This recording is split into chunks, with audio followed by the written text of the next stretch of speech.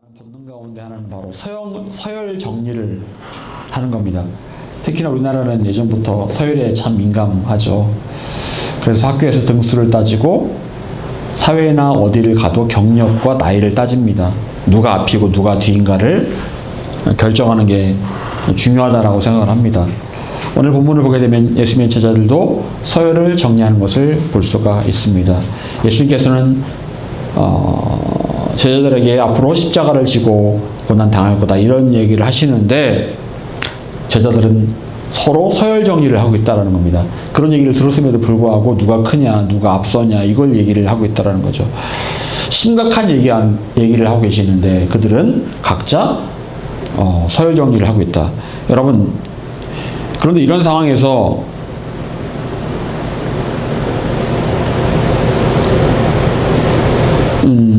예수님 마음이 어떠셨을까요?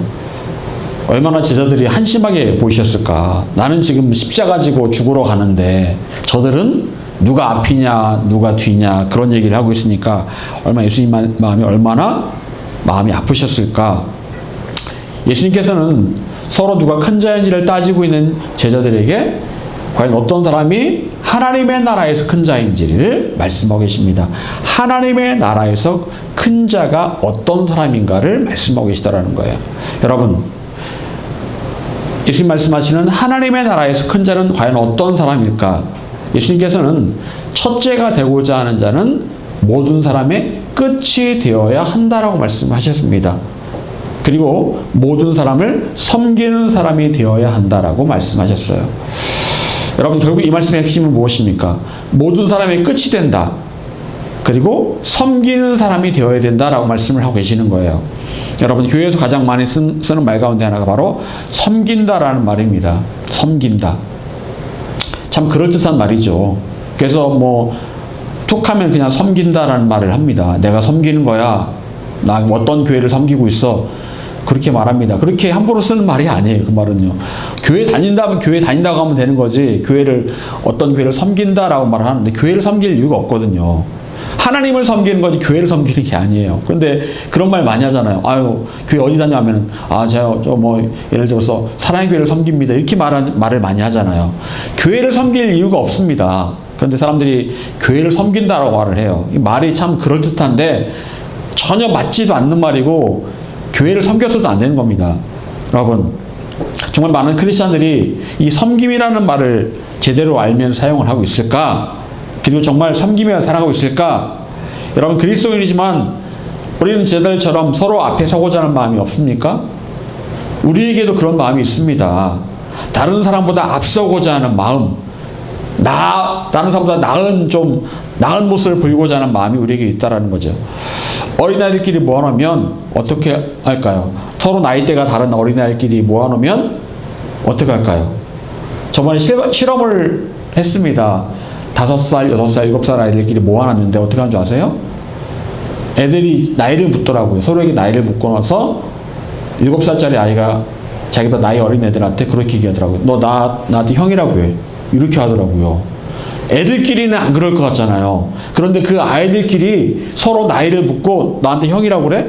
이렇게 말을 하더라고요. 그래서 그 실험을 통해서 인간의 본능은 굉장히 이 권력 지향적이다라는 것들을 그 실험을 통해서 보여줬는데 어쨌거나 그렇습니다. 인간의 본능은 서열을 정하는 겁니다. 그리고 다른 사람보다 내가 앞서기를 바란다라는 거예요. 이게 인간의 본능입니다. 그런데 심지어 교회에서조차 그런 일들이 일어나고 있습니다. 목사님들 모아놓잖아요. 목사 안수 따집니다. 그리고 지방이 언제 왔냐 그거 따집니다. 그걸 따져가지고 서열을 정합니다. 나이가 안 되면 그것도 안 되면 나이가 몇이야 라고 따집니다. 그래서 나이가 좀 적다고 그러잖아요. 그럼 적당히 반말을 해요. 목사님들끼리. 그랬어? 이렇게 반말합니다. 희한하죠? 여러분, 장로님들도 그러고요. 성도님들도 그렇습니다. 교회 안에서도 그렇게 적당한 서열을 세우고 앞서고 뒤서기를 바라고 있다는 거예요. 여러분, 예수님이 어떤 분이셨습니까? 예수님께서는 어떤 기적을 일으키신 다음에 그 기적을 통해서 변화받은 사람에게 소문내지 마라고 말씀하십니다. 소문내지 마라. 여러분, 그런데 예수님의 그 형제들은 뭐라고 말해요? 이거 소문내야 되는 거 아니야? 소문내서 예수님이 어떤 분인지를 드러내야 되는 거 아니야? 라고 말합니다. 하지만 예수님은 소문내지 말라고 말합니다. 사람들이 자기를, 예수님을 알아봐주고 인정해주기를 원하지 않았다라는 거예요. 사람의 마음은 인정받고 좀 앞서 나가기를 원하는데 예수님 마음은 그렇지 않았다라는 겁니다. 여러분, 다 이유가 있습니다. 예수님께서 이 땅에 오신 이유가 뭘까요? 마태복음 20장 28절에 이렇게 말씀합니다. 인자가 온 것은 섬김을 받으려 함이 아니라 도리어 섬기려 하고 자기 목숨을 많은 사람의 대속물로 주려 함이니라. 예수님께서 오신 목적을 두 가지를 말씀하십니다. 인자가 온 것은 섬김을 받으려 함이 아니고 섬기기 위해서 왔다라고 말씀하십니다. 섬기기 위해서 내가 왔고 또 목숨을 많은 사람의 대속물로 주기 위해서 왔다라고 말씀하십니다. 여러분, 예수님께서는 섬김받기 위해 오신 게 아니에요.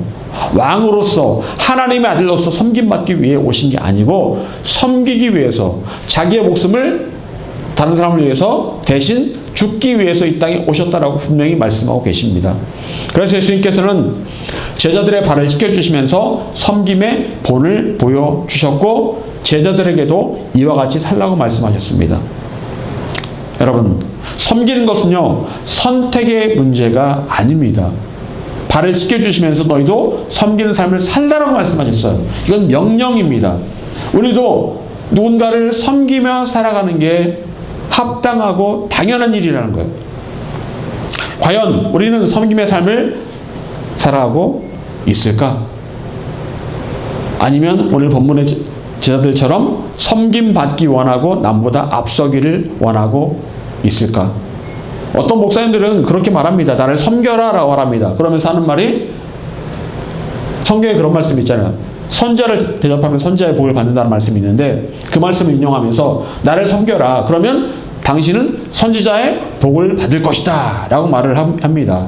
여러분, 그건 구약의 이야기고요. 구약의 선지자의 이야기고요. 지금은 아닙니다. 근데 그런 분들이 종종 있습니다. 여러분, 섬기는 것은요, 내가 예수님을 만났다면 변화된 삶의 너무나 중요한 모습이에요. 누구든 간에 내가 예수님 만나서 구원받았다면 섬기는 모습이 있어야 됩니다. 그게 바로 구원의 증표 가운데 하나예요. 자, 그렇다면 과연 섬김의 삶은 어떤 모습이어야 할까요? 첫 번째, 하나님 앞에 자신을 철저히 낮추는 것이 섬김입니다. 하나님 앞에 자신을 철저히 낮추는 게 섬김의 기본이에요. 여러분, 예수님께서 여자가 낳은 자 중에 가장 큰 자가 누구라고 말씀하셨습니까? 세례 요한이죠. 자, 그렇다면 세례 요한은 어떤 삶을 살았을까요? 세례 요한은 예수님께서 오실 길을 예비했던 사람이었습니다. 세례 요한이 했던 가장 유명한 말 가운데 하나가 뭐가 있습니까? 나는 예수님의 신발끈을 풀기에도 적당하지 않은 사람이다.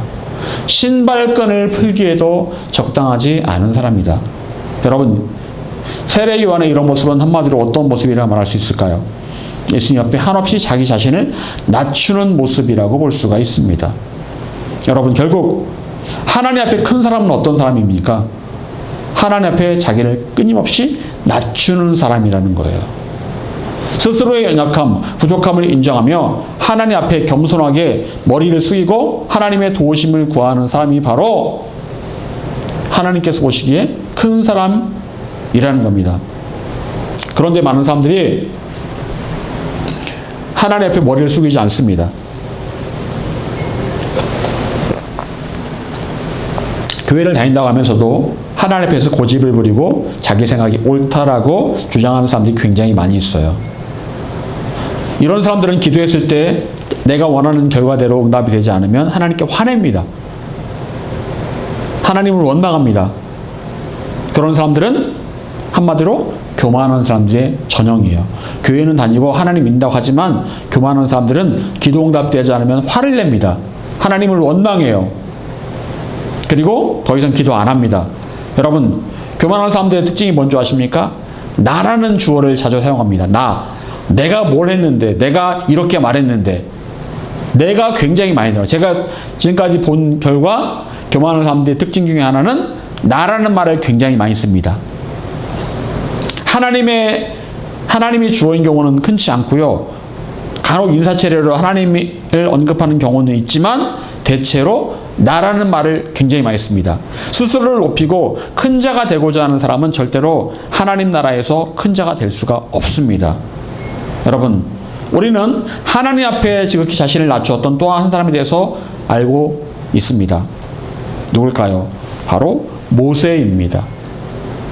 모세는 겸손한 사람이었고 자기를 낮추는 사람이었어요. 성경은 모세에 대해서 어떻게 표현하고 있을까요? 민수기 12장 3절은 이렇게 말씀합니다. 이 사람 모세는 온유함이 지면의 모든 사람보다 더하더라. 성경은 말합니다. 모세는 어떤 사람이었다고요? 온유한 사람이었다. 여러분, 온유하다는 게 무슨 뜻이에요? 성경 그 한자로 풀면 따뜻하고 부드럽다는 말이죠. 성품이 부드럽고 따뜻하다. 그런 의미만 말하는 것일까요? 이 온유하다라는 말의 단어는 히브리어로 프리위테스라는 단어입니다. 프리위테스라는 단어가 뭔지 아세요? 이 말의 뜻이, 이 말의 의미는 야생마를 잡아서 길들여 주인에게 복종하게 되는 상태를 말합니다. 야생마를 잡아요. 그래서 길을 들여서 주인에게 복종하게 되는 상태를 바로 여기서 말하는 온유라고 말을 한다는 거예요. 여러분, 야생마 생각해 보십시오. 얼마나 고집이 세고 한 번도 사람을 등에 태워보지 않았기 때문에 사람의 등에 타면 발버둥을 칩니다. 그런데 우리가 예수님 만나기 전에 이런 모습이었다라는 거예요. 어느 누구의 통제도 받고 싶어 하지 않고 내 인생의 주인이 내가 되어서 내 마음대로 살고자 했다. 그게 바로 우리의 모습이었다라는 겁니다. 모세도 야생마와 같았습니다. 모세는 애굽의 왕자로 지내면서 야생마처럼 내 맘대로 살았습니다. 그런데 그런 모세를 하나님께서 사용하기 원하셨습니다. 그런데 그대로는 안 되었습니다. 그래서 하나님께서는 모세를 40년간 미디안 광야에 내보내십니다. 그곳에서 가축을 치면서 모세 안에 있던 모든 그 야성들이 사라집니다. 그랬더니 나중에 80세가 된 모세가 하나님의 부르심을 어떻게 대답했을까요? 나는 말을 할 줄도 모르는 사람이고 나는 아무것도 할 줄 모릅니다 라고 그렇게 고백을 합니다. 모세 안에 있던 자존심과 고집이 완전히 사라진 거예요. 야생마가 길들여져서 드디어 탈만한 말, 온유한 사람이 됐다라는 거예요. 여러분, 이게 바로 온유함입니다. 하나님 말씀하신 온유함이란 내 안에 있는 모든 고집과 생각이 완전히 사라져서 이제 하나님께서 사용하실 만한 상태가 된 그걸 말하는 거예요. 모세는 구스 사람을 아내로 맞이합니다. 구스가 어디 사람을 말하는 걸까요? 아프리카 사람이에요. 아프리카 사람. 아프리카 사람을 구스 사람이라고 말합니다. 모세의 누나 미리암과 형인 아론이 모세에게 따집니다. 왜 아프리카 사람을 아내로 맞이했느냐? 할 말을 한 겁니다. 당연히 할 말을 한 거예요. 그리고 미리암도 아론도 나름 지도자거든요. 할 말을 했습니다. 여러분, 그 당시에 그런데 사실은 하나님께서 제대로 세우신 사람은 모세입니다. 모세에게는 리더십이 있었고 그리고 미리암과 아론에게 변명이라도 할 수 있었습니다. 모세가 지도자니까 물론 형이고 누나긴 하지만 할 말을 할 수 있었습니다. 그런데 모세는 아무 말도 하지 않았습니다. 자신을 비난하는 그 말에 아무 말도 하지 않았어요. 그냥 침묵했습니다. 충분히 할 말이 있었지만 아무 말도 하지 않았습니다. 이유가 있었을 거예요. 아프리카 사람을 아내로 맞이한 이유가 있었을 겁니다. 왜 그랬을까요? 할 말이 있어도 하나님께 맡긴 거예요. 여러분, 모세가 그 아프리카 사람을 왜 아내로 맞이했을까요? 이유가 있지 않을까요? 아니, 그 유대인들도 많은데 왜 굳이 구스 사람을 아내로 맞이했을까요? 저는 성경에 나와 있지는 않지만 하나님의 뜻이 분명히 거기 있었다고 생각을 합니다. 하나님 말씀하시니 분명히 있었다고 생각을 해요. 하나님께서 너 안 돼? 안 돼? 하는데 모세가 고집 부려가지고 구슬 사람을 아내로 맞이하지는 않았을 거예요. 분명히 그 이유가 있었을 것이라고 생각을 합니다.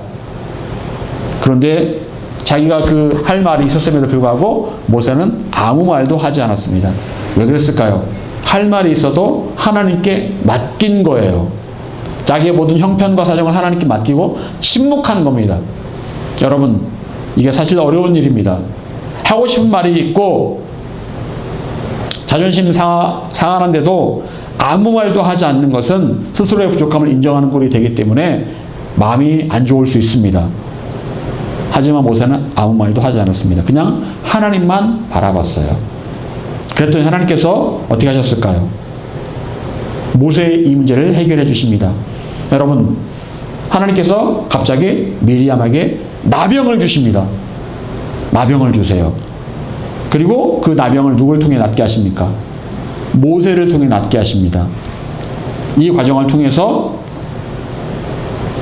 모세를 하나님께서 변호해 주십니다. 야, 너희들 모세한테 아무 말도 하지 마. 내가 허락한 거야. 내가 허락했으니까 아무 말도 하지 마. 왜 모세의 리더십에 왜 너희를 반기를 드니? 너희가 누나면 누나고 형이면 형이지 왜 반기를 들어? 내가 세운 진짜 종은 모세야.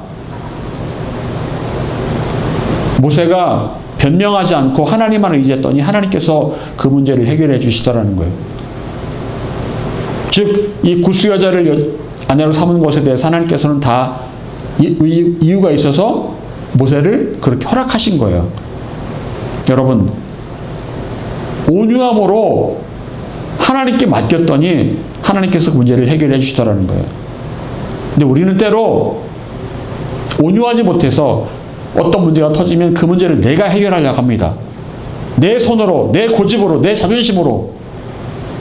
그런데 하나님께서는 그것마저 내려놓으시라고 말씀하시는 거예요. 여러분, 또한 모세는 자신을 걸고 넘어지는 수많은 사람들 앞에서 여전히 평정심을 유지합니다. 화가 나도 그냥 아무 말하지 않고 오히려 그들 위해서 중보기도를 합니다. 저들을 용서해 주십시오라고 중보기도를 합니다. 여러분, 이게 바로 온유한 리더의 모습이에요. 하나님만 바라보는 사람, 하나님만 의지하는 사람. 하나님께 이뻐하시는 리더는 사람의 반응에 움직이지 않고 오직 하나님께 맡김이 앞으로 나아가는 사람이죠. 그래서 하나님께서는 이러한 온유한 모세를 사용하셨던 겁니다. 바보 같지만 하나님께 사용하시기에는 최적의 사람이었다는 거예요. 여러분, 억울한 일을 당해도 말 한마디 못하고 당하는 것만 같아 보일 때가 있습니다. 너무 자존심 상하고 그럴 때가 있습니다. 하지만 그래도 우리는 하나님만 바라보고 내 생각을 내세우지 않아야 합니다. 하나님께서는 온유한 사람을 사용하기 원하세요. 섬김은 바로 이렇게 절대적으로 하나님 앞에 자기를 낮추고 복종하는 사람이어야 합니다. 섬김은 하나님께 나를 낮추는 게 바로 진짜 섬김이에요. 사람에게 나를 낮추는 게 아니에요. 섬긴다고 해서 다른 사람이 나를 낮추는 게 아니에요. 그건 두 번째고요. 가장 먼저는요, 하나님께 나를 낮추는 거예요. 세례요한처럼, 모세처럼 하나님께 나를 낮출 때 하나님께서 그 사람을 사용하십니다. 하나님께서 큰 자라고 인정해 주신다는 거예요. 두 번째로, 섬김은 서로에게 경청하고 공감하는 겁니다. 서로에게 경청하고 공감하는 거다. 예수님께서 발을 씻어주시면서 뭐라고 말씀하십니까? 내가 너희 발을 씻었으니 너희도 서로 발을 씻어주는 게 옳다라고 말씀하십니다. 여러분, 과연 서로의 발을 씻어주라는 말이 무슨 말입니까? 분명한 것은요, 남의 발을 씻어준다는 것은 절대로 쉬운 일이 아닙니다. 냄새나는 일이고 어느 누구도 쉽게 하지 않는 그런 일입니다. 요즘 누가 남의 발을 씻어줍니까? 그런 일은 없습니다. 남의 발을 마사지 해주는 직업이 있긴 하지만 돈을 받고 하는 서비스 직업이죠. 그런데 예수님께서 말씀하신 다른 사람의 발을 씻어주라는 그런 말씀의 의미는 무엇입니까? 여러분, 다른 사람의 발을 씻어주기 위해서는 어떻게 해야 될까요? 무릎을 꿇어야 됩니다. 자세를 낮춰야 돼요. 상대방보다 낮은 자리로 가야 됩니다. 이게 무슨 의미일까요? 상대방에 대한 경청과 공감을 의미한다고 볼 수가 있습니다. 상대방보다 나의 자세를 낮춘다는 것은요, 상대방에 대한 경청과 공감을 말한다고 볼 수가 있어요. 다른 사람보다 나의 자세를 낮출 때 우린 경청하고 공감할 수 있습니다. 그런데 요즘 사람들은요, 남의 말에 경청하고 공감하지 않습니다. 쉽게 경청하고 공감하지 않아요. 왜 층간소음이 일어나고 왜 보복운전이 일어납니까? 남의 입장을 생각하지 않기 때문에 그런 거예요. 상대방의 입장을 생각하지 않기 때문에 보복운전이 일어나고 층간소음이 일어나는 거 아니겠습니까? 다른 사람의 사정과 형편을 쉽게 공감하지 않으니까 그런 일이 발생합니다. 사람들은요, 내 얘기만 들으라라고 말하지 남의 얘기를 듣고 싶은 마음이 전혀 없어요. 그래서 사기치고 도둑질하고 거짓말합니다. 그럼 예수님은 어떤 분이셨습니까? 늘 소외받고 관심받지 못하는 사람들의 말에 경청하고 공감하는 분이셨어요. 예수님을 통해 많은 사람들이 변화되었던 이유는 예수님은 경청하고 공감하는 분이셨기 때문에 그래요. 말씀만 전하지 않고 사용만 하지 않으시고 그들의 말을 경청하고 공감하셨다라는 거예요. 우리도 예수님 같아야 합니다. 그리고 먼저 우리는 예수님처럼 경청하는 삶이 되어야 돼요. 예수님께서는 아무도 관심 갖지 않았던 세리 삭개오의 집에 찾아가셔서 그의 말을 경청해 주십니다. 그랬더니 삭개오가 변했습니다. 또한 사람들이 무시하던 사마리아 우물가의 여인을 찾아가서 그 여인의 말을 들어주셨고 그 여인에게 경청해 주셨습니다. 그랬더니 여인이 변화되었어요. 여러분, 이와 같이 경청의 힘은 큽니다. 경청하는 것으로부터 모든 인간관계가 시작이 되는 거예요. 잘 들어주면 좋은 인간관계가 형성이 됩니다. 여러분, 경청한다는 것은 어떤 의미일까요? 마음을 다해 듣는 거예요. 히브리어로 샤마라는 말인데 단순하게 듣는다라는 게 아니라 주의 깊게 듣고 반응하는 것까지를 말하는 거예요. 여러분, 우리 보통 반응하는 거를 리액션이 좋다고 그러죠. 주의 깊게 듣고 반응한 것까지를 경청이라고 말을 하는 거예요. 그게 샤마라는 말의 의미입니다. 여러분,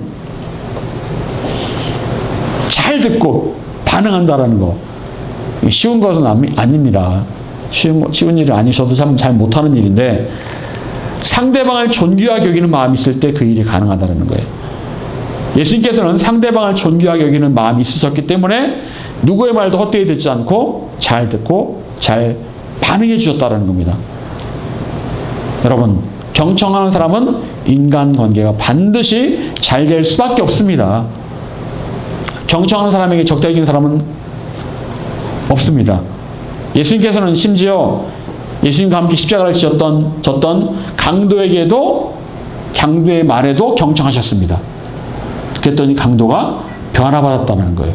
그 와중에도 예수님께서는 강도의 말을 경청하셨습니다. 여러분, 빌립보서 2장 3절은 이렇게 말씀합니다. 아무 일이든지 다툼이나 허용으로 하지 말고 오직 겸손한 마음으로 각각 자기보다 남을 낮게 여기고.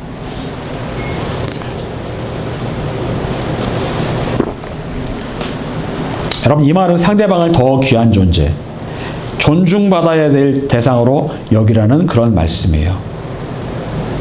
나보다는 나은 존재, 나보다는 한 단계 나은 존재로 보라는 겁니다.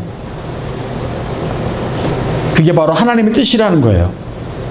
그리고 이렇게 다른 사람을 나보다 귀하고 존중받아야 될 사람으로 여긴다면 당연히 그 사람의 말을 경청할 수밖에 없을 것입니다. 여러분, 누구든지 그 사람을 존중받아야 될 대상으로 여기고 그 사람에게 경청하시기를 바랍니다. 그게 바로 섬김의 자세예요. 또한 우리는 공감하는 사람이 되어야 합니다. 히브리서 4장 15절, 우리에게 있는 대제사장은 우리 연약함을 동정하지 못하실 리가 아니요 모든 일에 우리와 똑같이 시험을 받으신 이로되 죄는 없으시니라. 예수님께서는 우리의 연약함을 동정하신다라고 말씀하십니다. 동정한다라는 말이 영어로 sympathy라는 말입니다. 함께 느낀다라는 말이에요. 예수님께서는 우리의 고통을 함께 느끼셨고 어려움과 고통을, 아픔을 함께 느끼고 알고 계셨다라는 말입니다. 여러분, 예수님은 공감하는 분이셨습니다. 함께 느끼는 분이셨어요. 그리고 우리도 예수님처럼 다른 사람에게 공감할 줄 아는 사람이 되어야 합니다. 여러분, 우리는 공감할 줄 아는 사람인가요? 참 공감하기 어렵습니다. 요즘은 공감하기 참 어려운 시대예요. 우리 주위에는 사실은 공감이 필요한 사람들이 굉장히 많이 있습니다. 그런데 우리는 많은 경우 그 공감 대신 판단을 합니다. 너 그러면 안 돼. 그렇게 살면 안 돼. 판단하고 또 비판도 하고 또 때로는 정죄도 합니다. 그러니까 전도가 안 돼요. 전도의 기본은 공감이거든요. 들어주고 공감해 주는 건데 그러면 안 되지. 판단하고 정죄하고 비판하기 때문에 전도가 안 되는 거예요.